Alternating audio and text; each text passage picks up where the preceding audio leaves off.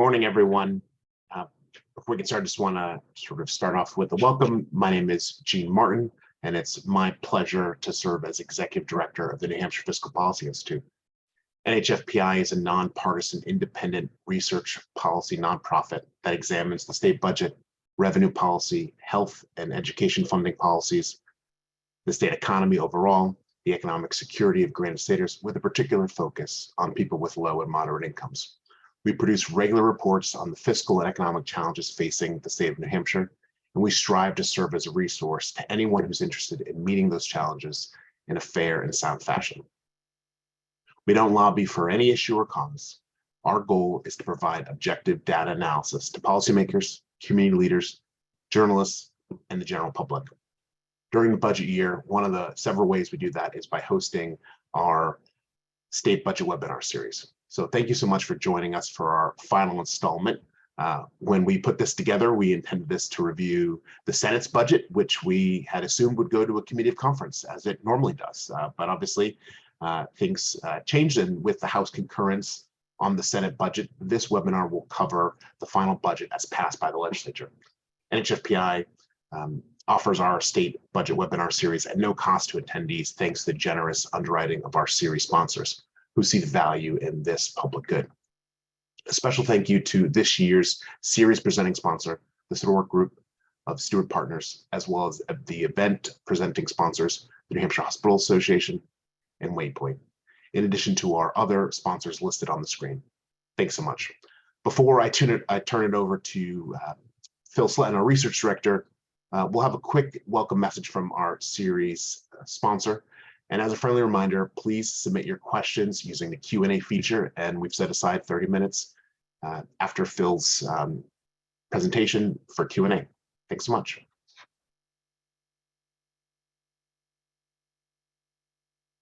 Hi, I'm Casey Snyder, partner, wealth manager, and managing director of Stewart Partners, a wealth management and financial planning firm. Our team, the Sedora Group of Stewart Partners, is proud to sponsor the New Hampshire Fiscal Policy Institute, because at the Sedora Group, we're dedicated to improving the communities in which we live and serve, with each member of our team calling New Hampshire home. And while our team and clients support a variety of initiatives at the local, regional, and national levels, central to our team's efforts are civics education, economic awareness, and financial literacy, three areas that impact all our fellow citizens. And by investing in the New Hampshire community, we can help create more equitable opportunities, reduce social inequality, and support sustainable growth, benefiting both the community and generating a return on investment for businesses and individuals. And at the heart of this belief is the idea that we can create a better future by working with business owners, individuals, and community members to make a difference and build a brighter tomorrow. So from our team to yours, we appreciate all that you do. Thank you.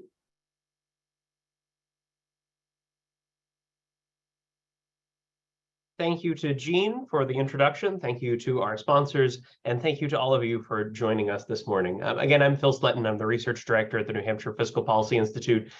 As Gene alluded to, this is the third webinar in our three-part series, and we did plan on this to be reviewing the Senate's budget proposal. And indeed, it is reviewing the Senate's budget proposal. However, the Senate's budget proposal was agreed to by the House. And as a result, the Senate's budget proposal is now the full legislature's proposal. Now, the state budget usually has a 5-phase process that starts with the state agencies submitting their requests to the governor then producing, in this case, his version of the state budget, and then the House making the changes that it sees fit and putting together its budget proposal, and the Senate then receiving the House's proposal and making changes to that.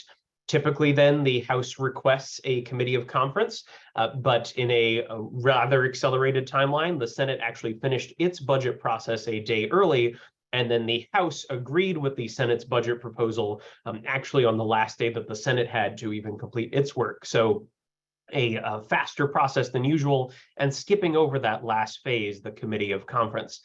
So that's how the Senate, the budget bills became the Senate's budget bills and the Senate state budget, and then now the legislature's state budget proposal that is going to the governor's desk. And last I checked, he had not signed it yet, but my understanding based on his comments, is that he's likely to do so. The committee of conference, usually we call it a committee of conference, but it's dealing with the state budget bills. As a reminder, there are two bills in the state budget. One is the operating budget bill, typically House Bill 1. That includes all the line items and the individual line appropriations that you might expect to see in a state budget, as well as some other adjustments.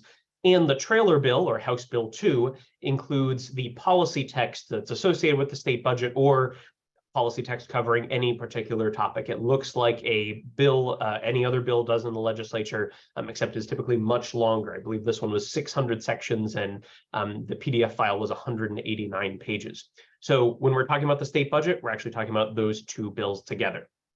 Now, the state budget comes in the next 2 years, starting July 1st of 2023. That's the one that the legislature just approved, and that's going to take place over a 2-year period, stretching from July 1st to June 3rd of this year to June 30th of 2025.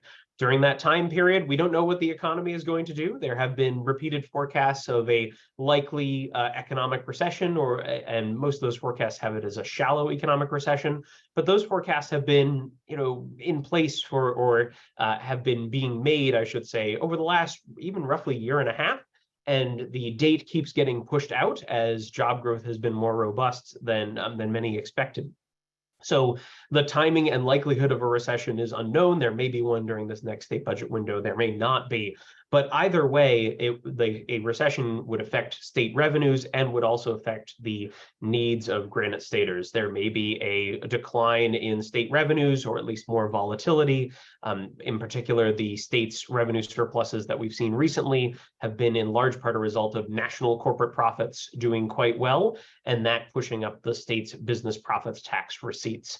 There's also a likelihood that if more people were to become unemployed or to see their employment income fall, more may be eligible for assistance programs such as Medicaid, and that might put upward pressure on the expenditure side of the state budget. So there are economic uncertainties, and indeed going into this next state budget, we actually, even though we see a workforce constraint, we see the size of the labor force in New Hampshire in the first portion of 2023 is actually smaller than it was in its 2019 average. And that's due to the pandemic's impacts and long-term demographic changes. But there's also a potential that, even though these wages have been going up, people are still facing inflation as a potential economic headwind, and a real economic headwind in real time for many folks. And that's led to about 1 in 3 New Hampshire adults reporting it's somewhat or very difficult to afford usual household expenses. And that's as recently as the late April and early May data from the US Census Bureau. But part of the context that we have now for particularly the Senate's version of the state budget are higher revenue estimates. The Senate did have estimates that, at least in terms of their overall projection, were relatively in line with the governor's and the House's revenue estimates for the next state budget period. So that's the rest of the state fiscal year, and then the next 2 state fiscal years, 2024 and 2025. You can see on this graph, and shaded in gray, the recent actual state fiscal year revenues that came into the general and education trust funds. The governor's estimates are in orange, the House's are in green, and the Senate's are in blue.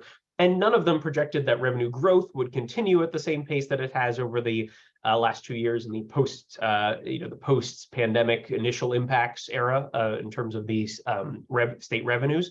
But the Senate did project from a higher base, substantially higher revenue estimates than the House. In particular, it's $184.3 million in 2 key funds, the general fund and the education trust fund. So the Senate did have more revenue to work with going into this state budget than the House did when it was crafting its version. So what then did the Senate do, and what were some of those top line differences between in the total aggregate numbers between the Senate's version and then the House and the governor's version? Well, let's put the Senate version, which again is the total legislature's version now, since the House has concurred with the Senate's changes. Let's put that in historical context, unadjusted for inflation and broken out by state fiscal year. You can see what state budget appropriations have been from 2006 to now through 2025. Those appropriations, you can see have been interrupted. The growth in those appropriations, and again, this is unadjusted for inflation, have been interrupted by the aftermath of the Great Recession, particularly the fiscal years 2012 and 2013 state budgets. State appropriations in the state budget did knock back appropriations quite a bit from the 2010-2011 fiscal years, and it took some time to recover those funding levels, and even unadjusted for inflation. And then in state fiscal year 2020, so it's after the state budget was agreed to, we saw a decline in revenues, and that in part led to the fiscal years 22-23 state budget not being substantially larger than the 2020-21 state budget, in part because we didn't know what revenues were going to do. I say we collectively, as in the projections by the Ways and Means committees and over in the legislature did not necessarily know exactly what state revenues were going to do. State revenues have exceeded expectations over the state budget biennium.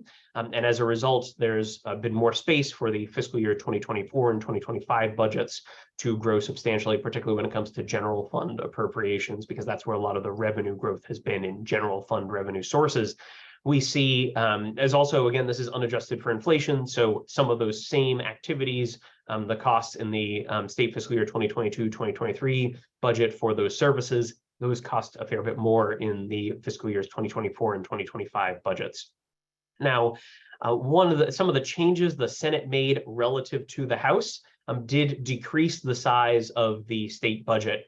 And in large part, there's a fair number of accounting differences and accounting choices that reduce the size of the state budget. So comparing this legislature's proposals, though again, the Senate version that's been concurred to by the House, that's about a $1.9 billion increase over the 2 years, 24 and 25, relative to state fiscal years 22 and 23 in aggregate. So that's the current state budget as enacted versus the budget that just passed. That's a 14.3% increase.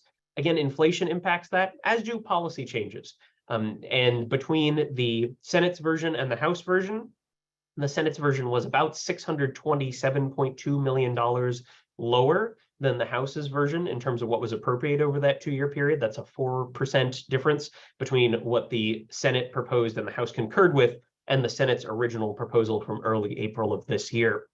Most of those differences, most of that funding difference was due to those accounting decisions I referred to earlier, including funds that were authorized by separate statutes that could be moved out of the state budget and authorized by those other statutes that are elsewhere in state law. Those were moved off the state budget by the Senate, and also some funds that could be accepted later by the Joint Legislative Fiscal Committee as it managed the budget through the budget process through the next 2-year period. Those funds were shifted off the state budget as well, so that the legislature could see through the Joint Legislative Fiscal Committee a closer estimation of what those costs may be, as opposed to budgeting for them in this 2-year budget proposal. So those are changes that didn't result necessarily in service changes, although there still has to be approval from the Joint Legislative Fiscal Committee later on. So there's another step in the process.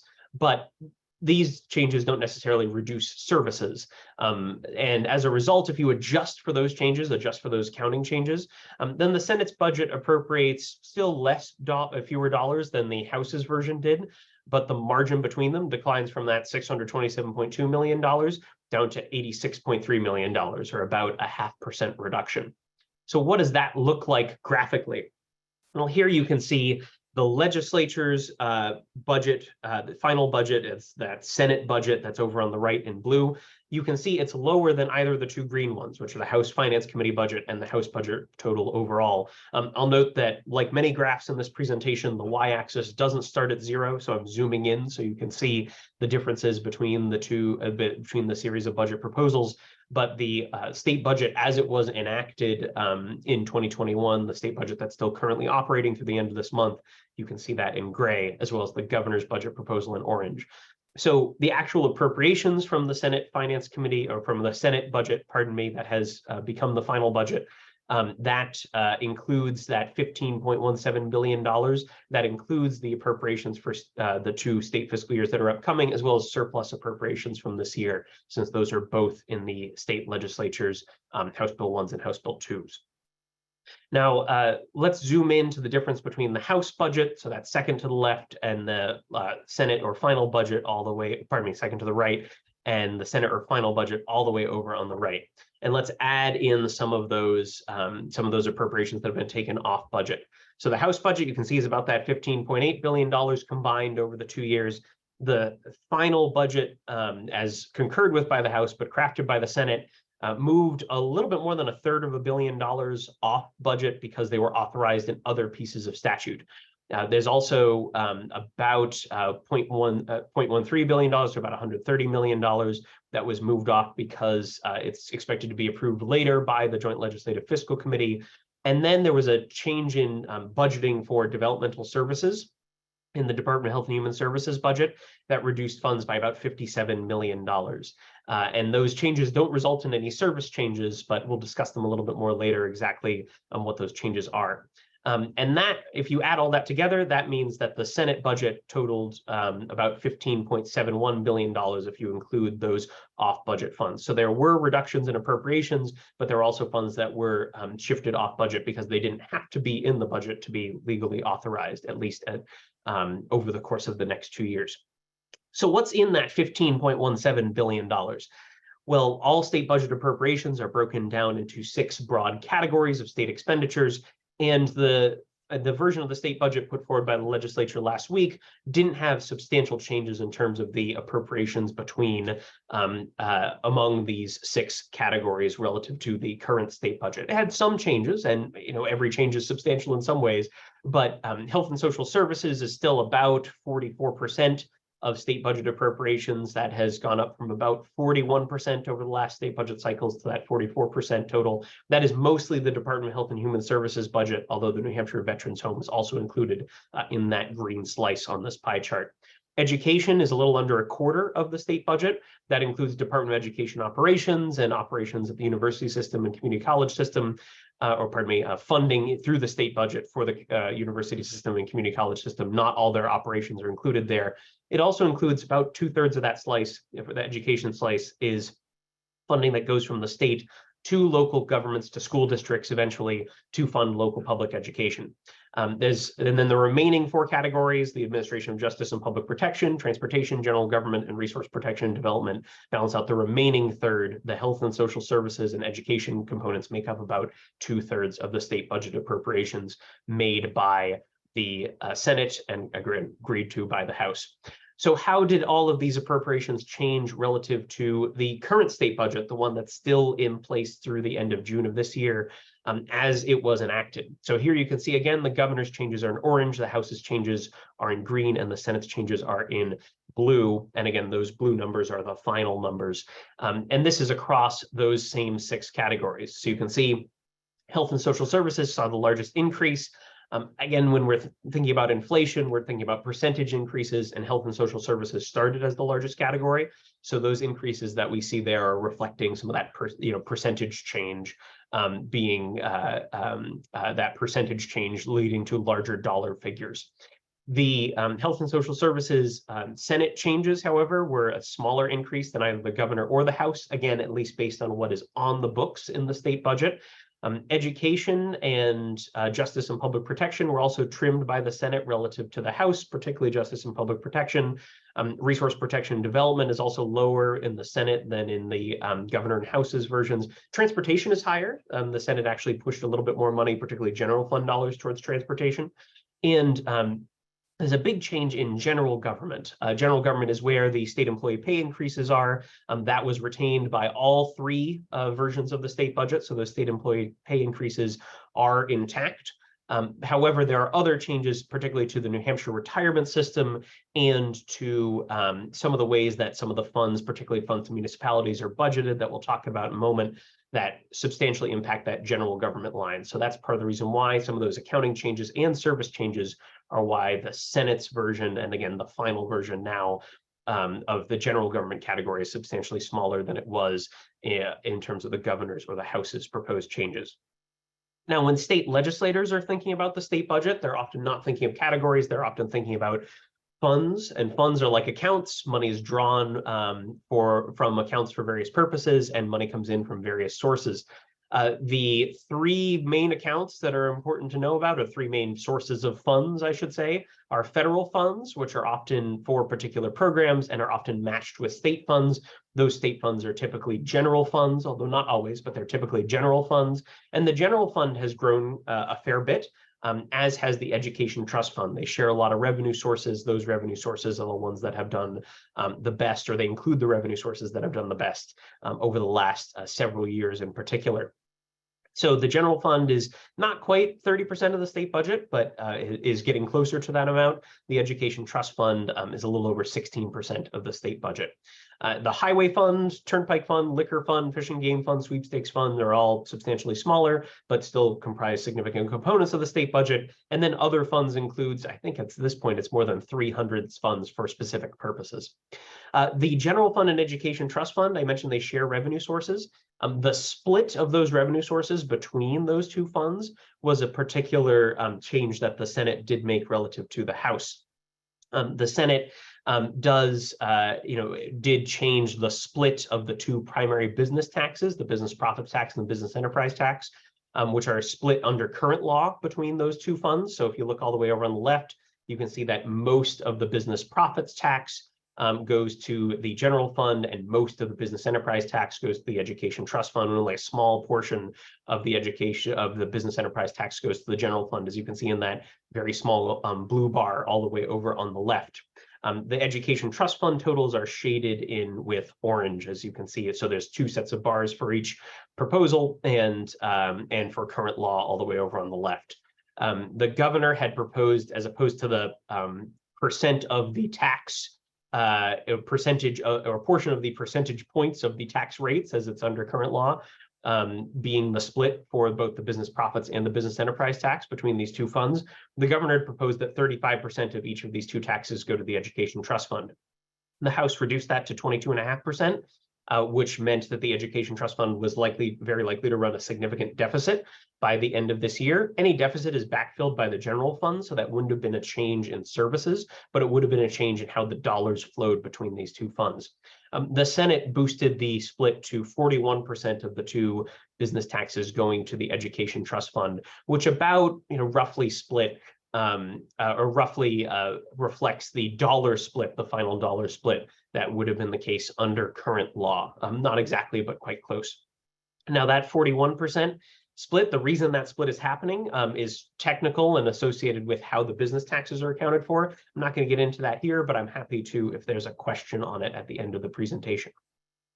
Now, let's talk about the changes the Senate made by state agency to the House's version of the state budget. And the Senate changed the budgets for 29 of the 41 state agencies. You can see the larger changes, over $500,000 on this graph. And there were increases at transportation and natural and cultural resources, as well as the Department of Justice and Administrative Services. The bigger changes are decreases. That reflects the overall decrease in the Senate's budget versus the House. The biggest decrease was at the Treasury Department, and then there were decreases at the Department of Health and Human Services, the New Hampshire Retirement System, the Department of Environmental Services, and the Department of Energy. So let's talk about those. Some of those are those accounting changes I referred to earlier. In particular, the largest single move is at the Treasury Department, and this accounts for the lion's share, or almost all of that decline. The Senate took almost $245 million in transfer payments from the meals and rentals tax. The state collects meals and rentals tax revenue, and 30% of it goes back to municipalities on a per capita basis. That's something that was not included in the current state budget. The Senate also took it out of this state budget, citing the separate legal authority elsewhere in statute.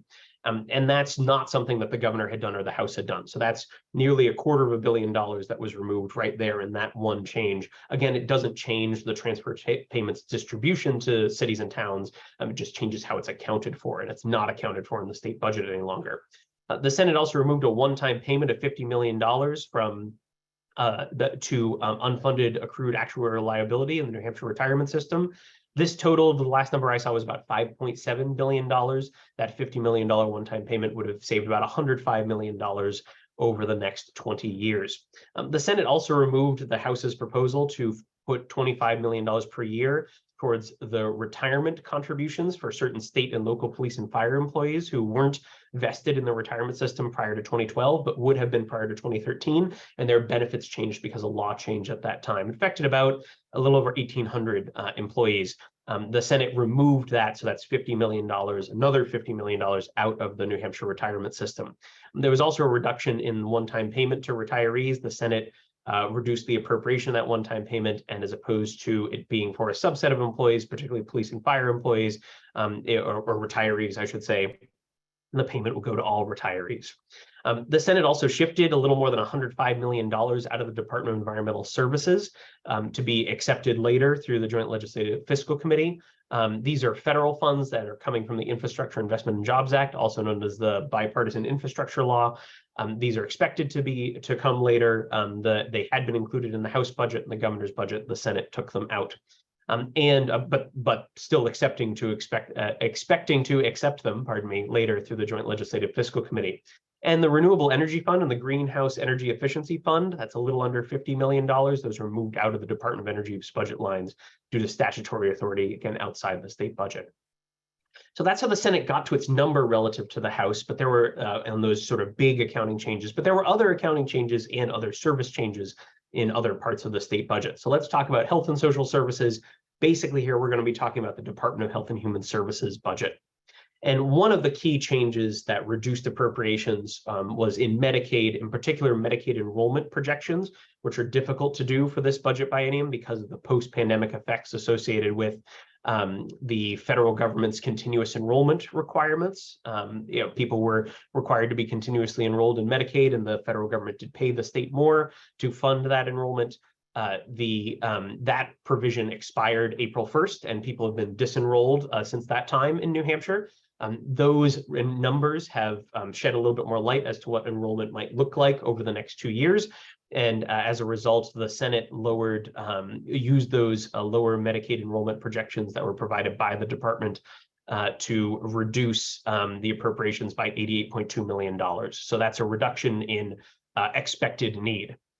There's also a budgeting change for Medicaid IT upgrades that moved $65.7 million in federal funds off budget. The governor hadn't included them in his budget proposal. The House did include them in the budget lines in House Bill 1. The Senate moved them back off of House Bill 1 into House Bill 2, and that resulted in a $65.7 million drop. Again, those funds are likely to come at a later date, but aren't authorized specifically through the state budget. They're authorized as needed through the Joint Legislative Fiscal Committee. The Senate also shifted $57.2 million related to developmental services funding. These are funds that are rolled forward from the prior biennium and are likely the result of underspending associated with workforce constraints. Budgeted services were not able to be delivered in full because there weren't enough people to provide these services to folks with developmental disabilities and acquired brain disorders. So these funds will be rolled over from the prior budget biennium. The House did it, but in a different way, and the Department of Health and Human Services and Department of Administrative Services recommended taking them all off entirely so there wouldn't be any confusion or snafus associated with how it's written into the budget. So not a change in service here, but a reduction in appropriations. The Senate also eliminated funding that was set aside for disenrollment associated with the end of the continuous enrollment provision in Medicaid. The governor had set aside $16.4 million as a little bit of a cushion. The House had retained that. The Senate took it out with, again, more information from the department. There's also an increase of $15 million for prescription drug costs for people who are dual enrolled in Medicare and Medicaid. This is the so-called state phase down. So that was added to the state budget. There were some significant coverage and benefits changes particularly in Medicaid, but other benefit changes, or these are Medicaid benefit changes as well. There's the Senate's version of the state budget, which again was agreed to by the House, extended the Medicaid expansion program, also known as the New Hampshire Grant Advantage Healthcare Program. That was due to expire at the end of 2023. That will be extended now to 2030. And it did change the funding sources. In summary, it changed the funding so that the Alcohol Abuse Prevention and Treatment Fund was no longer a funding source for the non-federal portion. The federal government pays 90%, and funding directly from the Liquor Commission would fill in that gap. There was also, the state budget also established, and this is in part drawing on language from a separate Senate bill, established a system of care for healthy aging. And this is really targeted at long-term services and supports, including home and community-based services, designed to sort of address some of the challenges in that system comprehensively, including seeking federal permission to implement presumptive eligibility, and then easing access to and coordination of services, especially across different providers, and knowing what services are available, and increasing the resource limit for home and community-based services eligibility, and shortening the asset look-back period where it can be done. And that's a $1.7 million appropriation for changes during this biennium. And then both the House and the Senate added postpartum coverage for mothers who who had a child under Medicaid. There's 12 months of Medicaid coverage after that. The Senate did add on coverage for certified doulas, lactation services, and for donor breast milk. Those were reimbursements that are eligible.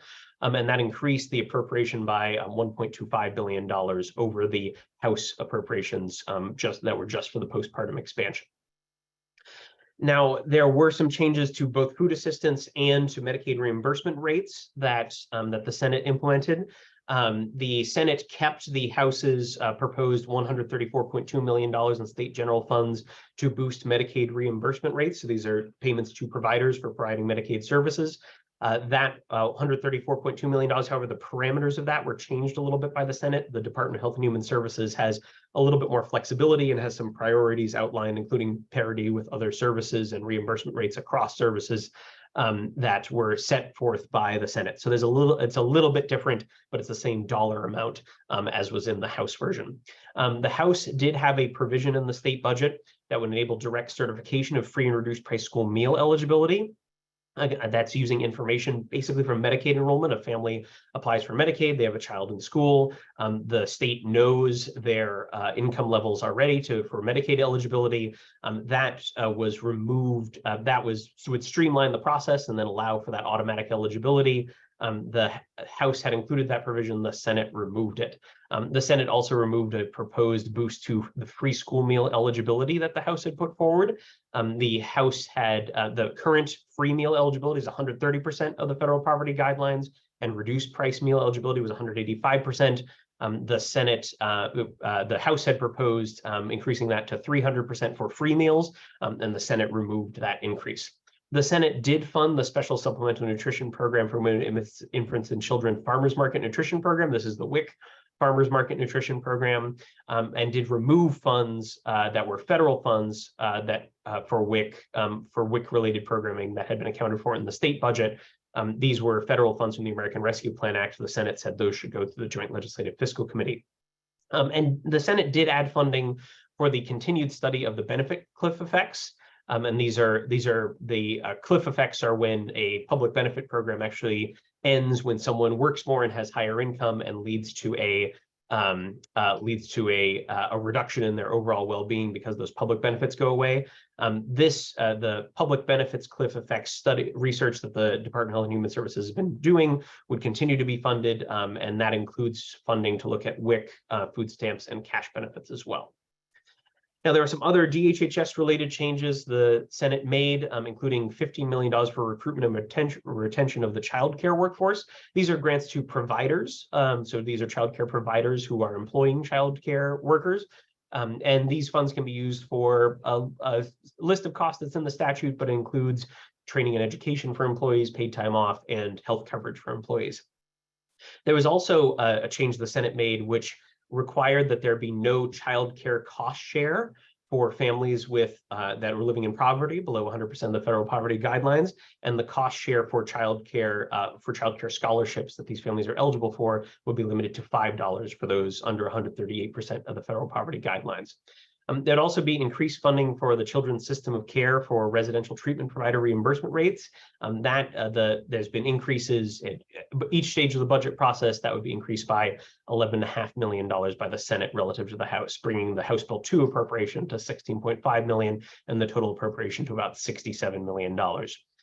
There was also an additional $2 million in funding for the Family Resource Center relative to the House budget in the Senate's changes. That brought the total to $4 million for family resource centers. And there was an additional funding for maternal home visiting programs and for family support providers.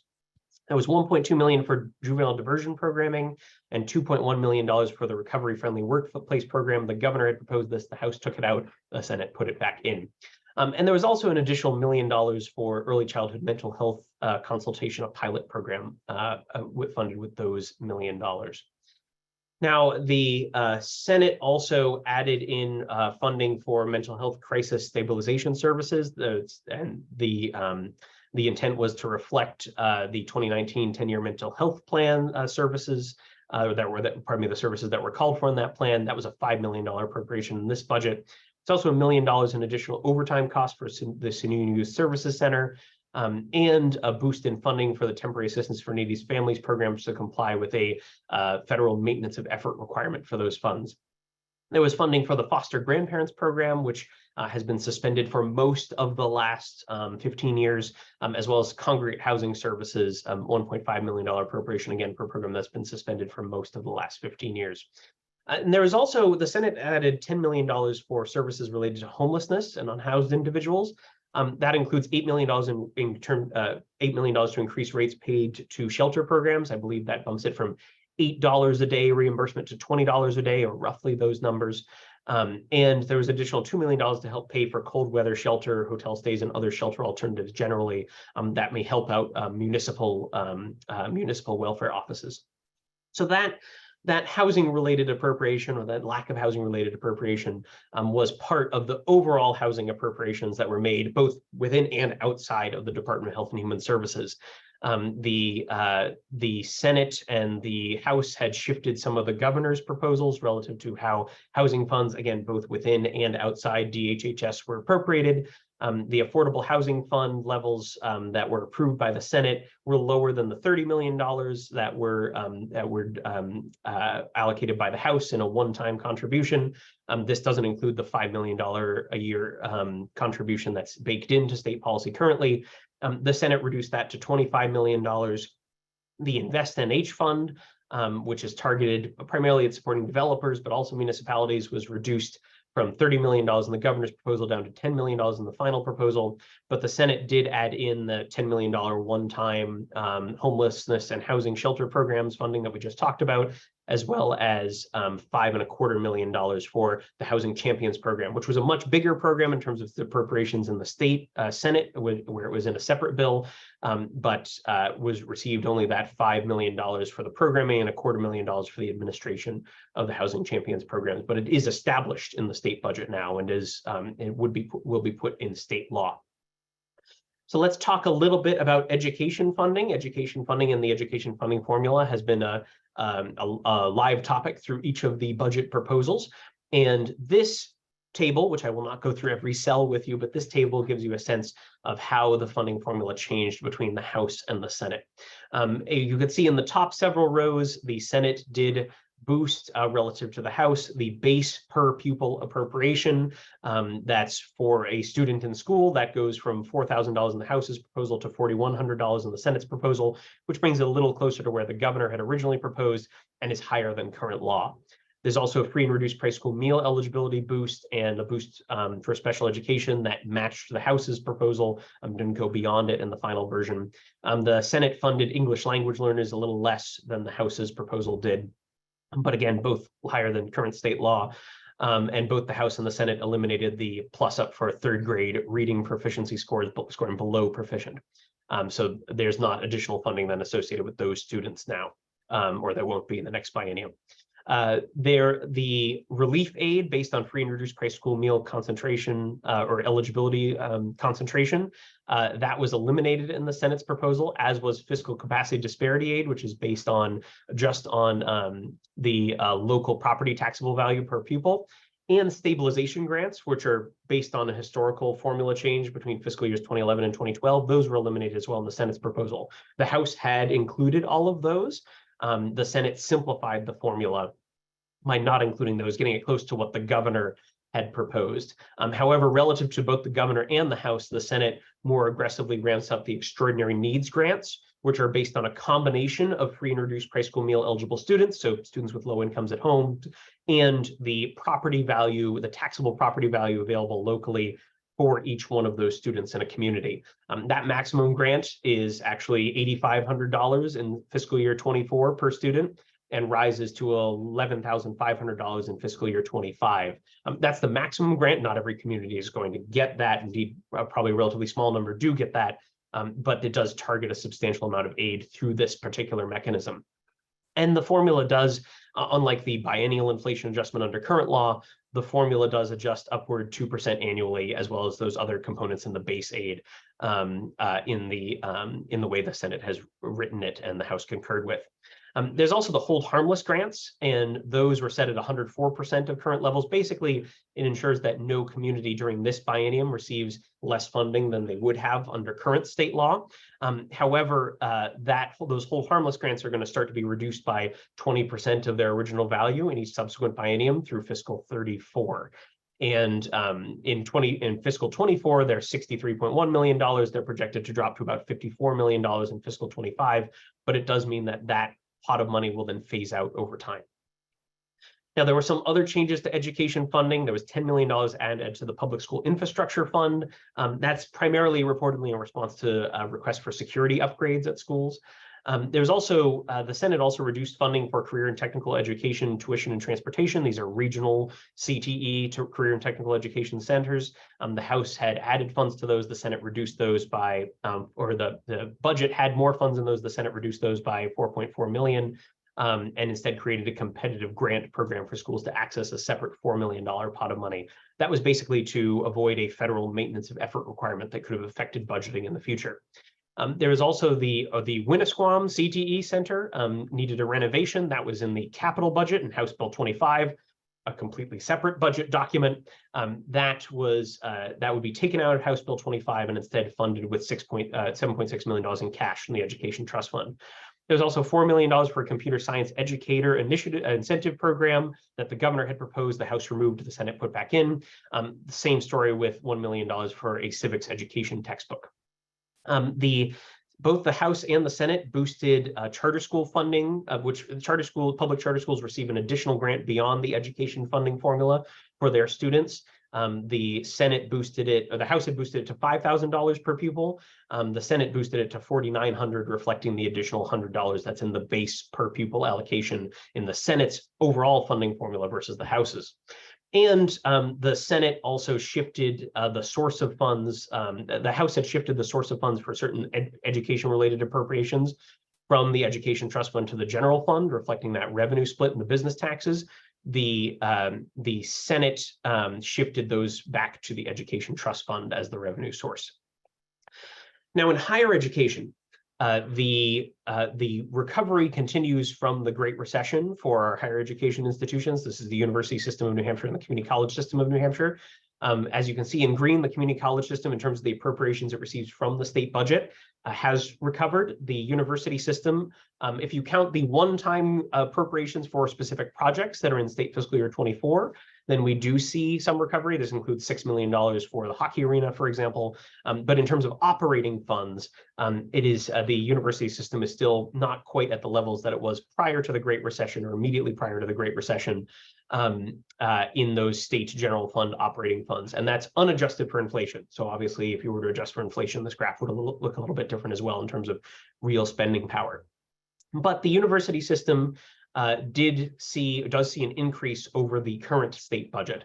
The Senate did reduce the House's proposed appropriations by $6.4 million in terms of general fund operating support for the university system, but the Senate did add in $3 million for Keene State College and Plymouth State University directly. That would be matched by the university system, the vision there being a total of $6 million. The Senate did reduce funding for the Community College System Promise Program, which is designed to support post-secondary education access and affordability. That was reduced from $6 million in the House proposal to $3 million in the Senate. There was also, the Senate also established a law enforcement, firefighter, emergency medical technician recruitment and retention program and a committee associated with that as well. And this would be $1 million to support cost reimbursements for coursework, including at the community college system for these first responders. And the Senate also eliminated the $1.5 million proposed funding for the interoperability lab at UNH to study blockchain technology. The governor had proposed that and the House had retained that as well. So some other changes that were made by the Senate relative to the House's version of the state budget. There was $10 million that the Senate devoted. I mentioned transportation funding was increased by the Senate earlier. It was $10 million for municipal bridge construction and maintenance from the general fund that was based on bridge deck area and population. A combination of those two factors is how those would be distributed to municipalities. And another $10 million for road maintenance and construction. That was through the usual apportionment formula, how the state shares money with local governments for that, or with municipalities for that purpose. In total, between those two appropriations, that's $20 million in general fund support for what otherwise likely would have been highway fund dollars. And so this is an additional general fund appropriation to effectively a separate fund, although it's not deposited directly into the highway fund. There's also a $2 million appropriation from the general fund to the Fish and Game Fund as well. And $18 million for Cannon Mountain aerial tramway work at Cannon Mountain. That I've heard there's discussion of replacing the aerial tramway. That is not specifically identified in the language as proposed, but it's at $18 million for maintenance and operations associated with that. There's a $9.7 million appropriation for a new drinking water transmission line from Nashua to Litchfield, and it's designed to offset utility ratepayer costs, so people aren't paying for that new transmission line in their utility bills. There's a $2 million addition to the PFAS response fund by the Senate, and a $1 million add to the cyanobacteria mitigation loan and grant fund. That's how much was appropriated by the Senate. The solid waste management fund was reduced from $2 million in the House to $1 million in the Senate. And there was $1.5 million provided for pulp and paper manufacturers. Ooh, and there's a typo on the end there. My apologies. I'll get rid of that and on the last bullet point. My understanding is there were two entities, one in the Monadnock region and one in the North Country, that are pulp and paper manufacturers that may benefit from this $1.5 million. There were other policy changes as well, including $1.4 million for the Northern Border Alliance program, I believe it's called. The governor had included this, the House took it out, the Senate put it back in. This is for state, county, and local law enforcement activities near the Canadian border. It's designed to fund those sort of federal enforcement related activities. There's also a requirement that state, county, and local law enforcement agencies provide public notice on their websites of any known federal immigration checkpoint at least 24 hours in advance or as soon as practicable. The House version had this language, but also required more media outreach and publication by law enforcement agencies. The Senate just says it has to be on those agencies' websites if they're aware of it. There's also the total donation limits for candidates or candidate committees for candidates or candidate committees were removed. Those donations that are from other candidates, committees, or parties in political contributions in the statutes governing political contributions. There were also added limitations on the governor's emergency powers that the House had proposed. The Senate originally took out, but then modified. The governor is now limited to declaring 3 28-day period renewals after an initial 28-day period for an emergency. And there's also an extension to the end of a developmental services pilot program. These are for individuals aged 18 to 21. The program was set to end in June 2023. It would be extended by a Senate amendment to June of 2025. And finally, the Senate's budget expects to contribute, and the legislature's budget is expected to contribute about $63.6 million over the biennium to the rainy day fund in general fund surplus. Most of that comes at the end of this state fiscal year. Based on the revenue projections, there's only about $3 million left at the end of the biennium to contribute to the rainy day fund in 2025.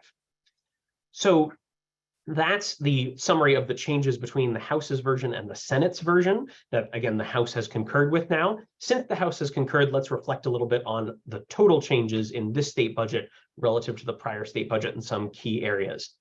One of the sets of changes that's really significant are the changes that are designed to support health and funding for health services. The continuation of Medicaid expansion, which during the pandemic had about, at its heights, had about 95,000 people enrolled. Before the pandemic, had about 50,000 people enrolled. That means that there'll be enhanced access to health care services for tens of thousands of Granite Staters through the end of 2030 with the 7-year extension. The last extension was 5 years. The 2 extensions before that were 2 years. So this is the longest extension yet.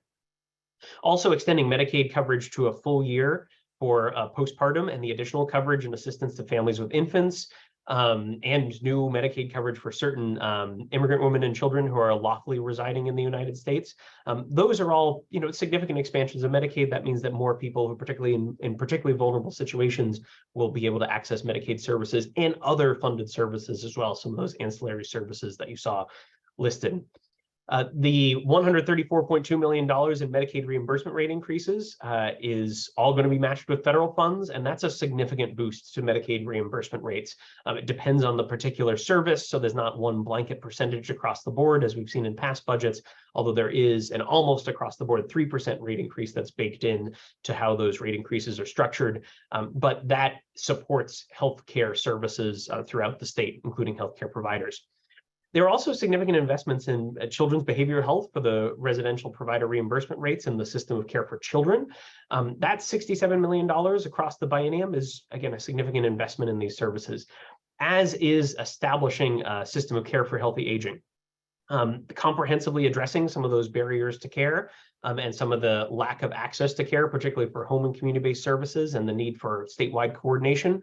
That could be a potentially significant change, especially given the state's demographics and what the state's demographics may look like in the next 20 years. If you want to learn more about that, I would recommend reading NHFPI's July 2022 report on Medicaid services for older adults and adults with physical disabilities.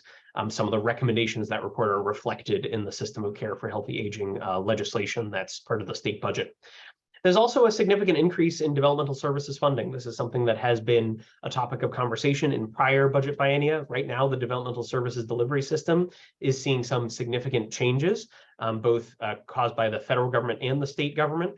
There's a significant increase in overall funding for those services. How those funds are then deployed relative to those changes is still an open question, but the dollar figures are larger.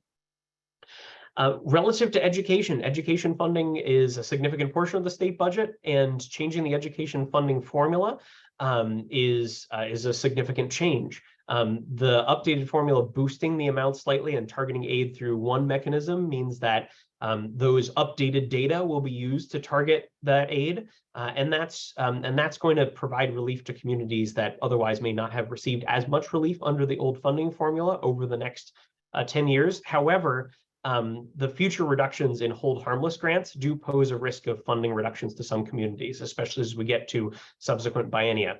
And if we look at the communities that are going to be relying on at least $1 million for those hold harmless grants in fiscal year 25, the first year before they're set to be reduced under current law, then the communities that have more than $1 million in appropriations and hold harmless grants sort of run the gamut. Antrim, Berlin, Claremont, Derry, Farmington, Hinsdale, Litchfield, Northfield, Pembroke, Raymond, Sandown, Swansea, and Ware are all projected to have $1 million in those hold harmless grants in fiscal 25 that will, again, drop by that 20% each biennium in the subsequent biennia. Others, including Manchester, receive substantially more funds in this revised funding formula, which overall is a boost relative to current law. Although it won't change the overall picture of communities still relying primarily on local property taxes to fund local public education. And the state's higher education funding continues to recover from the reductions following the Great Recession, again, at different paces, depending on whether you're looking at the university system or community college system, but those funding levels continue to creep up in these subsequent budget cycles. Now, related to the constraints on the economy, housing and childcare are some of the two biggest constraints on our economic growth and on widespread prosperity, as well as on household budgets, because both housing and childcare are significant costs. Having more assistance on both those fronts might help grow the labor force by allowing people to move in because there are more housing units available and allowing people to more readily access childcare. There's the one-time investments that we see in the state budget and the Affordable Housing Fund and the Invest in Age program and the Housing Champions program. They may help ease the shortage, although the problem currently is really significant, with the New Hampshire Housing Finance Authority estimating that the current shortage is about 23,500 units, and that grows over the next 10 and 20 years. Lifting the child care scholarship income cap from what was a maximum of 250% for some families, but really 220% to get in the door, to that 85% of state median income, that, which is the federal maximum, enhances access. And as you can see on the table on the right side of the screen, there's a pretty significant boost in the incomes that are eligible then to receive that assistance for childcare. There's also a rate increase, a provider reimbursement rate increase on the other side of the equation. So helping both ease the cost associated with the demand and boost the supply potentially. But also having no cost share for families in poverty eases the cost burden for those families in particular who have the fewest financial resources. Now, one thing that is something that's noteworthy over the last several budget cycles is that the general fund revenues have grown quite a bit. And the general fund has then been called upon to support other funds over time. And the general fund has supported the highway fund and separately road or bridge related projects in the last 4 budget cycles and in separate bills since state fiscal year 2017, suggesting there's a mismatch in terms of the growth of funds in the general fund versus the needs that the highway fund has that it's not meeting with its revenue sources. The general fund also directly supported the state employee pay increases in the fish and game fund in its budget proposal. One of the things that we've seen in recent years is that there have been significant lapses, significant underspends in state budget relative to state budget appropriations in each budget cycle, and that's in part because services aren't able to be delivered when there's workforce constraints. That's true on the state employee side with the number of vacancies that we have at the state government level. And the 10% boost in pay in state fiscal year 2024 and the 2%, another 2% boost in fiscal year 25 could help for retention and recruitment. The Medicaid reimbursement rates can also help on the private sector side with entities that are contracting with the state or working with the state to provide Medicaid services. Right now, there's some significant lapse I mentioned in developmental services, for example, and understaffing is a key part of that because not all the authorized services, these are Medicaid services, these are health services for people who generally have pretty limited resources. Not all of those can be delivered. So Medicaid reimbursement rate boosts might help keep that workforce and grow that workforce. But general fund growth may not be able to continue to support these other funds that don't have growing revenue sources, whether it's the highway fund or the fish and game fund, where we aren't seeing the revenues grow necessarily at the same rate that the expenditures are, at least in the last several budget cycles. And if there's less lapse, then there are fewer other dollars available. And one thing that's going to make fewer general fund dollars available as well is the interest and dividends tax. The repeal of the interest and dividends tax, which was sped up by this state budget as approved by the legislature, that will reduce state revenue even further. There's already been a substantial reduction in state revenue from recent tax policy changes from 2021 all the way through the 2023 change to the interest and dividends tax. You can see estimates from the Department of Revenue Administration, the Office of Legislative Budget Assistant on the right side of your screen. These are based on sort of static appropriations, and these show that these tax revenue reductions are affecting how much can be budgeted for services. In this fiscal year, it's $43 million. In next fiscal year, it's 92, and in fiscal 25, it's 137. When some of the interest and dividends tax declines really start to kick in, and the full-fledged repeal takes effect as well. If you were to take that graph further out to fiscal years 26 and 27, that's about an $82 million reduction in general funds, again, based on the numbers provided by the state.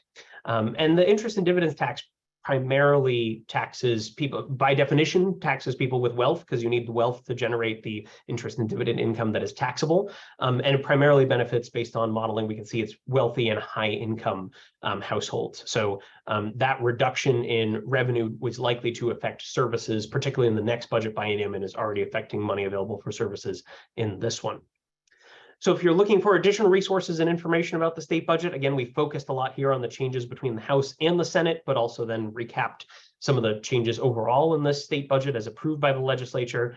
You could take a look at our issue brief on the House of Representatives budget proposal for fiscals 24 and 25, and look at a blog, one of our 2 blogs that compares the Senate to the House, and we also have a separate blog that compares the Senate Finance Committee in particular to the House budget. The Senate did make 4 changes on the floor as well. There's a blog about 10 facts about the New Hampshire state budget. If you want a little bit of a primer going into it, of course, we'll have to update that blog for the next budget cycle. And you can look to our resource pages on budget and revenue and tax if you have any additional questions or are seeking for additional resources. And with that, I'm happy to take any questions that folks may have. Thank you, Phil, for that. We'll give you a chance to take a breath, a drink of water, and let folks feel free to use the Q&A feature in order to have questions in there, and we'll do our best to try to get to them. Phil, for the first question, How does the $134.2 million Medicaid rate boost translate into a percentage increase? I know this is a tough one for us to answer, but the questioner asks, if one were to say, this $1 million, the $134 million represents an X increase, what's the value of X? Yeah, and that's a difficult question in part because of the targeting based on the services. So there is, except for hospitals, there's a 3% across the board rate increase. So inpatient hospital services don't receive that, but otherwise there's a 3% across the board rate increase. So every provider would get that. The rest of the rate increases are targeted in the statute. Again, the DHHS has some flexibility there. I have seen numbers that are 11 and 12% or so. Part of the complication here is that, but those aren't our numbers, I should say. We haven't calculated those. Part of the complication here is that there are different Medicaid matches in different programs. So a child on the Children's Health Insurance Program, which is wrapped into Medicaid in New Hampshire, the reimbursement rate from the federal government is higher for that. Because remember that $134.2 million, we'd want to at least double that to show the amount of funds flowing into the Medicaid program. The Medicaid program overall is about $2.3 billion a year. So if we're adding over the course of the biennium, say another $270 million on top of that, then we'd say that it's probably a high single-digit percentage increase, right? Somewhere likely around 6 or 7%, because that again, Medicaid is a little over $2 billion a year program. However, that total Medicaid cost may go down over subsequent years because we've seen that cost go up associated with the pandemic and the continuous enrollment provisions. So I'll suffice it to say we haven't calculated the number, and it wouldn't be a right way to interpret it when it comes to the actual percentage increases by service to just calculate an across-the-board increase, because it is not an across-the-board increase, but the total increase in spend is probably again a high single-digit percentage. Do you think, just to follow up, and we might not know the answer to this question, but do we think the department will eventually sort of in reporting, probably in a few months or a year or so, be able to share where those dollars went, so we'd be able to calculate that sort of as a review in a year or so? I would expect that the department would, if they made any change, if the department decided to make any changes to the directed pots of money, so the targeted Medicaid reimbursement rate increases, if the department decided to make changes, I would expect that those would be reported, or at least asked for, by the Joint Legislative Fiscal Committee and reported as a result. There is not a reporting requirement in the statute, however. Yeah, thank you. When you talked about sort of the Medicaid sort of direct certification, we think about sort of school lunches, really tying that and streamlining efficiency. We had someone in the audience ask, do you have any idea how many low property value towns have trouble getting kids registered for free and reduced lunch? So do we have any ideas? I know a few people have shared numbers, what that gap we think is. Yeah, that's a good question. I think the official number from the state as to what they expected enrollment to increase by with Medicaid direct certification. So this is enrollment in free and reduced price meal eligibility. So Medicaid direct certification, finding additional kids who are eligible for free and reduced price meal eligibility and entering them into those services in a streamlined fashion. I believe, if I remember correctly, the number that they expected would be about 9,000 additional students. Relative to particularly to property poor towns, I'm not sure how those 9,000 students, for example, if that is the number, would interact with the extraordinary needs grants. And that's where the additional cost associated with Medicaid direct certification could have been substantially higher. There was a slimmed down pilot program proposed that would just target the 10 communities that had the 10 highest supplementary nutrition assistance program enrollment values. And those 10 communities would have, I think, would have cost about $13 million is the estimate there. Some of those were very small communities. So the impact relative to the difficulty enrolling free and reduced price meal eligible students is I think It's hard to measure because it's different in each community. And there's also different efforts that different communities take in terms of community-based enrollment. They can apply to have community-based enrollment and not necessarily require each student to fill out the paperwork under the current program or not. And that's part of the reason why the legislature started looking at Medicaid direct certification, is as more communities go to community-based enrollment, that means that fewer individual families will be filling out the paperwork, and that could affect how funding is targeted in the education funding formula, because that free and reduced price meal eligibility is a key way that funding for students with low incomes is targeted in the education funding formula. And I'm going to stop sharing my screen. Absolutely. And so I think when we sort of talk about the sort of the 9,000 estimate, that's a number that other folks have used. I don't think I have. And so I'm just wondering, have we seen, of the 9,000 people that are estimated, that, for example, X amount of people are in Concord, X amount of people are in kids are in Nashville? I haven't seen it broken down by community. Is it fair to say that we haven't seen that analysis at that granular level, town by town? Yeah, I think the state has done that analysis for their estimations, but I don't know that it's published anywhere. So I can't speak to what those numbers look like town by town. Thank you. I know this is a question that we get asked, a good number of times, but just sort of wondering, is there any plans to look at, now that the budget is, enacted, again, assuming the governor signs it into law, which based on public comments, we expect him to do, looking at the entire budget adjusted for inflation to sort of see, and again, this is the words of the questioner, but how much did we manage to make up, given revenues are likely to be flat next term? So better understanding, sort of what inflation has done to this budget. Is there plans for us to do that moving forward now the budget's done? Yeah, so we have adjusted past budgets for inflation and also applied an inflation projection going forward. So the graph that I think probably prompted that question early on in the presentation that showed the appropriations by fiscal year unadjusted for inflation. That's one that we could adjust for inflation, have done so in the past. Part of the problem is that inflation is particularly this time, somewhat difficult to predict.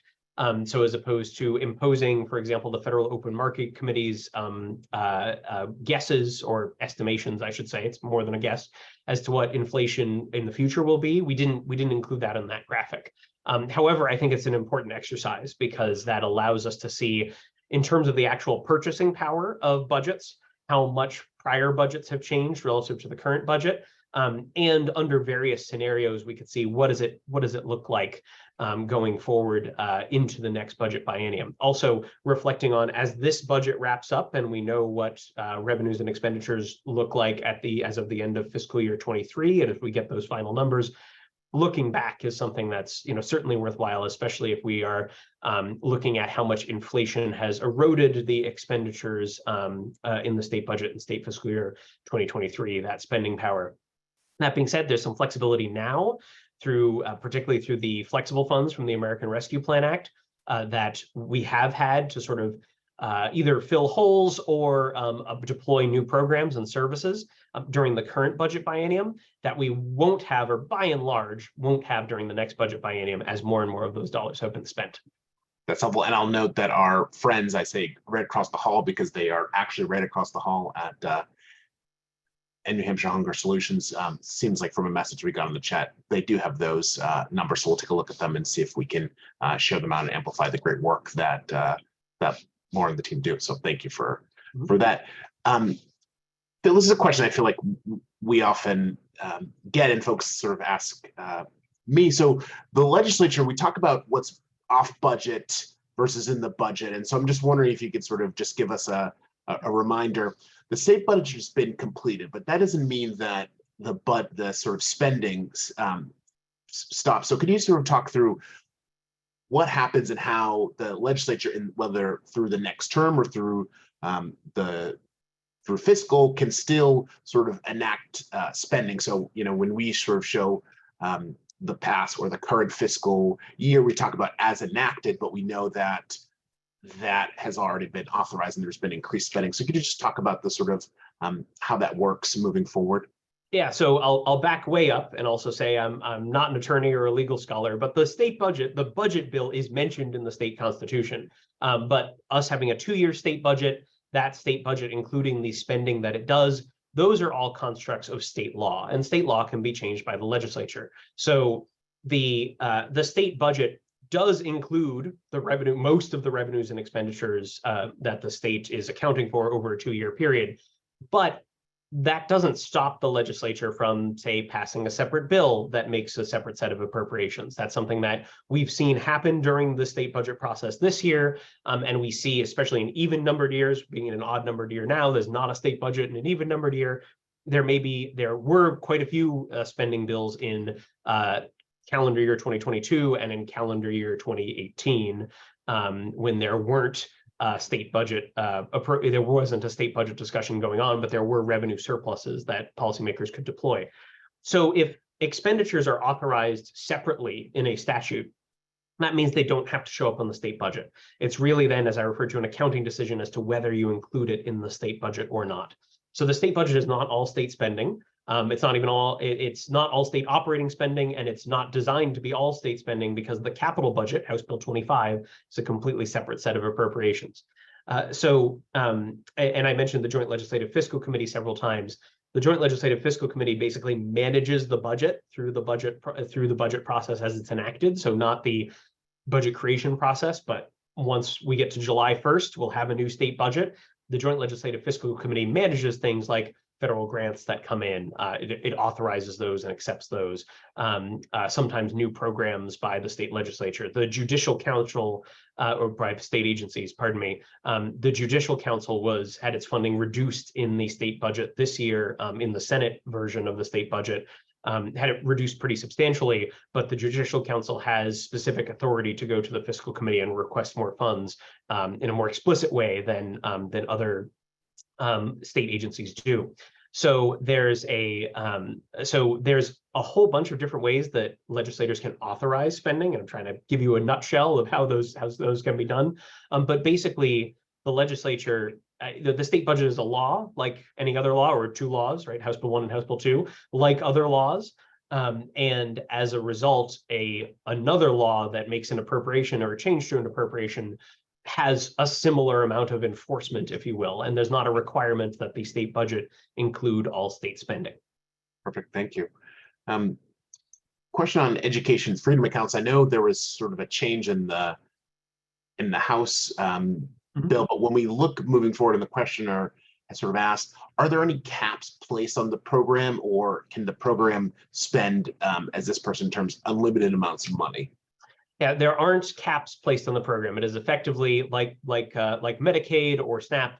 It is a program where if you qualify, then you receive the services as it's currently set up in statute. Medicaid and SNAP, of course, being in part and in whole, respectively federally funded in terms of the benefits.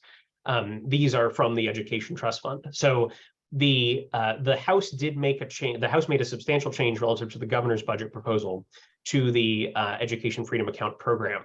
The governor had proposed expanding eligibility in his version of the state budget, and the House curtailed that, as well as changed the funding levels. And there are separate pieces of legislation that address some of the eligibility changes for education freedom accounts. But in terms of what's in the budget, the Education Freedom Account appropriations were reduced by the House in its version of the state budget. The Senate did not change that reduction relative to what the governor had proposed, but those budget lines are dollars essentially set aside for the program. It doesn't mean that it will spend that amount, or it doesn't mean it will spend only that amount in the case of the Education Freedom Accounts. If there's more demand, if you will, or more people applying who are eligible or determined to be eligible, then that budget line is just an estimation, is not a limit. Right. There's a question that was asking what percentage of the funds are in the budget versus separate appropriations. And so I know that's probably a challenging question, but could you maybe just talk to how we at the Institute, sort of when we put out blogs, we put out issue briefs, how we sort of calculate total spending? And I think that might answer this person's question. Yeah, so that's a great question. And there are different ways that you could slice up what is in the state budget and what is not as well. As you've seen in this presentation, we try to be inclusive, at least accounting for things that could be in the state budget or have been in different iterations of the state budget. There are other ways that you can measure state finances, and you have to start drawing lines, like making judgment calls as to what is included and what is not. For example, are all operations at the university system of New Hampshire state spending? They aren't accounted for in the state budget in that way. And many of those operations are funded by tuition, but the University of New Hampshire is a body politic and corporate, is I think the technical terminology and statute. So you have to decide, do you count then, for example, tuition revenue collected by the university system as state revenue? You start having to draw lines like that. Are things like the Community Development Finance Authority, is that all state spending, even though it's not in the state budget? One of the ways that you can do that and parse through some more of those details is looking at the state's annual comprehensive financial report. That provides a little bit of a broader picture of what all state spending looks like, although it requires some reconstruction to get to those numbers. And also the U.S. Census Bureau does collect data on state and local government finances. The state government finances side does provide some insight into, if you were to include certain items and not other items, what size total state expenditures are. I can say that, I feel comfortable saying that the state budget, which, for example, doesn't include the Medicaid expansion programs, the accounting for the Medicaid expansion programs funding, which in recent years has been about $500 million, most of it federal funds, 90% of it federal funds. That's not included in the state budget, for example. So if we were to draw a more sort of holistic circle around it, that's $500 million right there with one program. So I'd be comfortable saying that the state budget, depending again where you choose to draw a line around state spending, it's maybe a $1 or $2 billion a year undercount, or $1 to $1.5 billion a year undercount, relative to, again, depending on where you decide to draw the line. But the state's accounting for what are revenues and expenditures is done in a variety of different places, and it's not particularly easy to piece it together. We do try to at the New Hampshire Fiscal Policy Institute. Thank you. And then sort of, I'm going to ask, there's been a few questions about I&D, and so we'll do that, and then we'll have time for one more question after that. So a few folks have asked sort of about the tax sort of ending. So when does the tax end, and what ramifications will that affect this current budget, or really will this affect the next state budget altogether?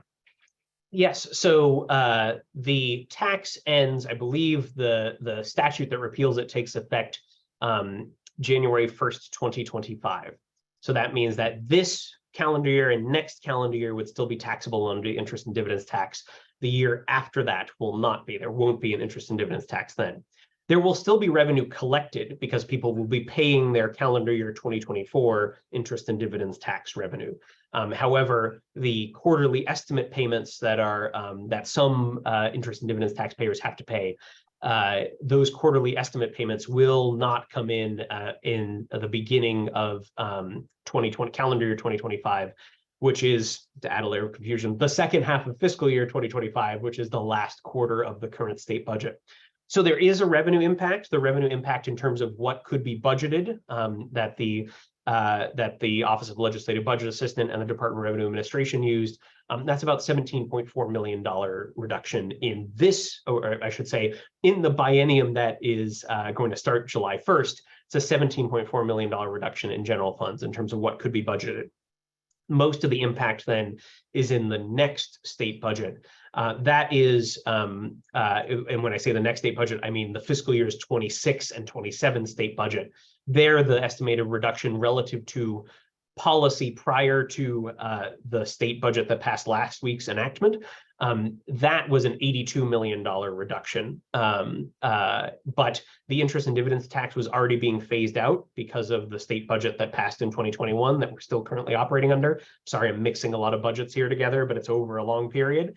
The phase out of that has already affected revenue. So that's why that $82 million figure isn't even bigger in state fiscal years 26 and 27. Because remember, the interest and dividends tax over the last 3 fiscal years has brought in about $135 million a year. So that goes away entirely starting in tax year 20 or calendar year 2025. the only revenue that's trickling in then is from when the tax had previously, at that point, will have previously existed. And to put it in context, $135 million in general funds a year, that's about what the Medicaid reimbursement rate increases were in this state budget that could, again, have a pretty substantial impact, or hopefully will have a pretty substantial impact on the healthcare workforce. Perfect. And Phil, for the last question, sort of where folks want to find these slides and sort of more of our resources, where can they go? Yeah, so these slides are already online. I think that was put in the chat, so my apologies if it wasn't, but those are available on our webpage. You can go to our presentations page and you will see the slide deck there, as well as more resources associated with this webinar, the video of this webinar. If you, for some reason, want to watch me again, the video associated with this webinar will be on our website as well once it's uploaded. You can also find more information about the House version of the state budget, and again, the Senate versions of the Senate Finance Committee and final Senate version of the state budget on our website on that budget page, and on the front page of our website now is the most recent blog. So you can learn more of this material in text form. We will also have at least one subsequent document about the final version of the state budget. And as Molly just put in the chat, you can find all that on our website, nhfpi.org. Well, perfect.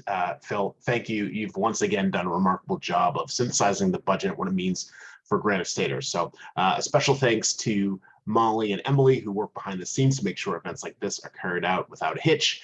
And a special introductory welcome to our new senior policy analyst, Nicole Heller, whom I'm really excited for you all to meet in the coming days and weeks. And as we close out this webinar, thank you again for joining us throughout the rest of the series.